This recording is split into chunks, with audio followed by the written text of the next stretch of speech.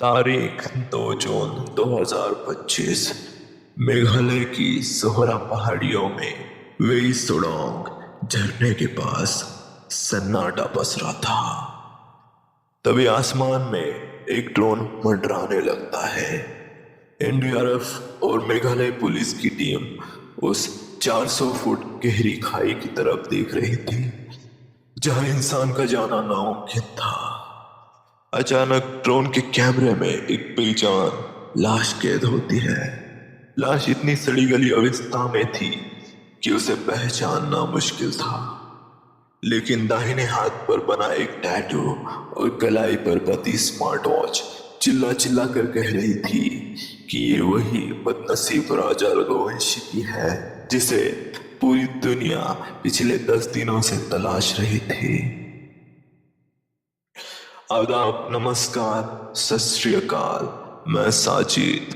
मध्य प्रदेश के इंदौर से हुई ये कहानी मेघालय की वादियों में जाकर खत्म हुई।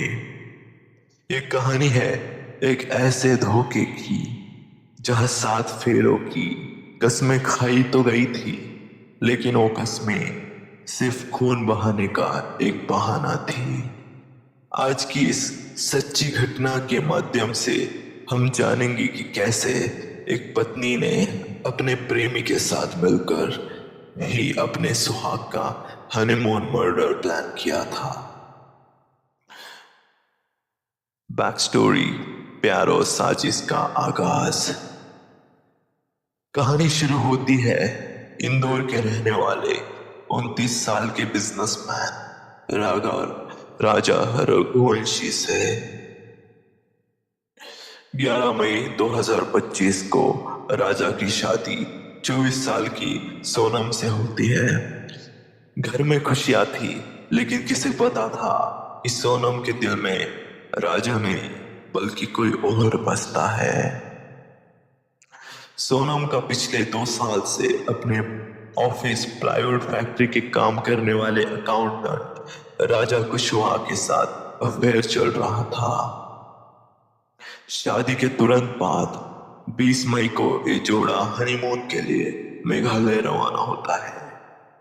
राजा खुश था कि वो अपनी जिंदगी की नई शुरुआत कर रहा है, लेकिन ये नहीं जानता था कि उसके साथ साई की तरह मौत भी चल रही है।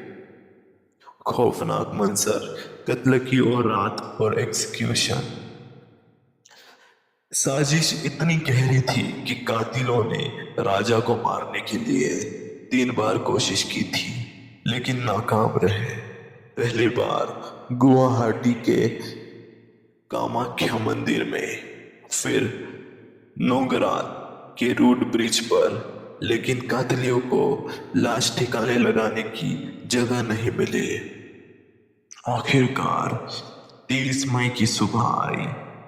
राजा और सोनम सोहरा के मशहूर वेई सोडोंग के झरने के पास पहुंचे। सोनम ने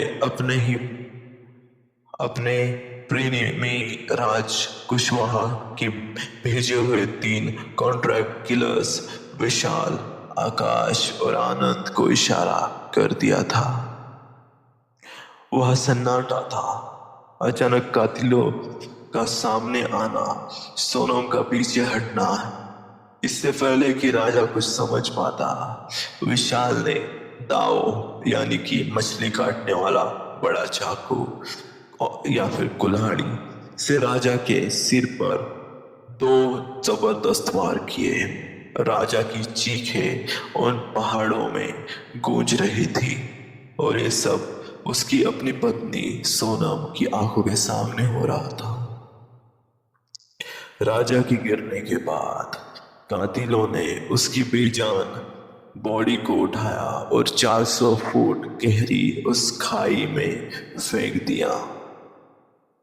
कत्ल के ठीक बाद सोनम ने राजा का मोबाइल उठाया और सस्पेंस बनाने के लिए सोशल मीडिया पर पोस्ट किया, 7 जन्मों का साथ है।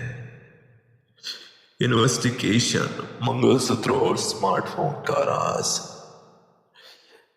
राजा के गायब होने के बाद जब पुलिस ने जांच शुरू की, तो तो उन्हें सोहरा के एक होम स्टे से उस सफेद सूटकेस मिला था जिसे ये जोड़ा साथ लाया था। सूटकेस खोलते ही पुलिस हैरान रह गई।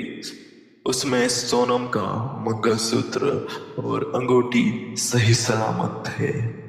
मेघालय की डीजीपी आई नोंगरांग को यही से शक हुआ कि कोई भी भारतीय सुहागन महिला अपना मंगलसूत्र छोड़कर गायब नहीं हो सकती। पुलिस ने जब सोनम की कॉल डिटेल्स खंगाली तो पता चला कि वो पूरे सफर में राज कुशवाहा के संपर्क में थी। सोनम यूपी के गाजीपुर में एक ढाबे पर मिली जहां उसे लूटपाट की छोटी कहानी गढ़ी, लेकिन पुलिस ने जब सख्ती से आगे उससे बात करी तो उसका झूठ टिक नहीं पाया। अंजाम और सामाजिक संदेश। मेघालय पुलिस ने इस मामले में 790 पन्नों की चार्जशीट फाइल की है। सोनम, उसका प्रेमी राज कुशवाहा और वो 3 कातिल आज जेल के सलाखों के पीछे अपने गुनाहों की सजा काट रहे हैं।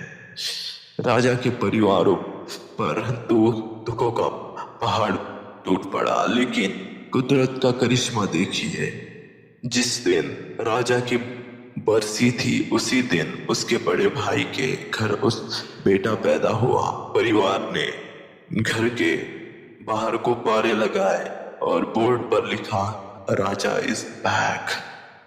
दोस्तों, ये घटना हमें सिखाती है कि भरोसा किसी भी रिश्ते की बुनियाद नहीं है, लेकिन आज के दौर में आंख बंद करके किस पर यकीन करना जानलेवा हो सकता है।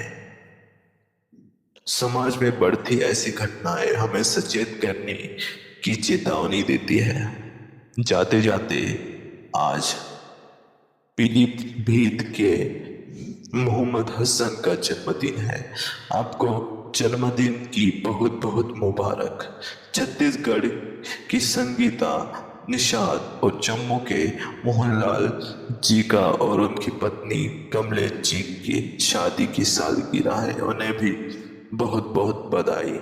आप सबका अपना और अपने परिवार का ख्याल रखें, सुरक्षित रहे, जागरूक रहे। जय हिंद, जय भारत।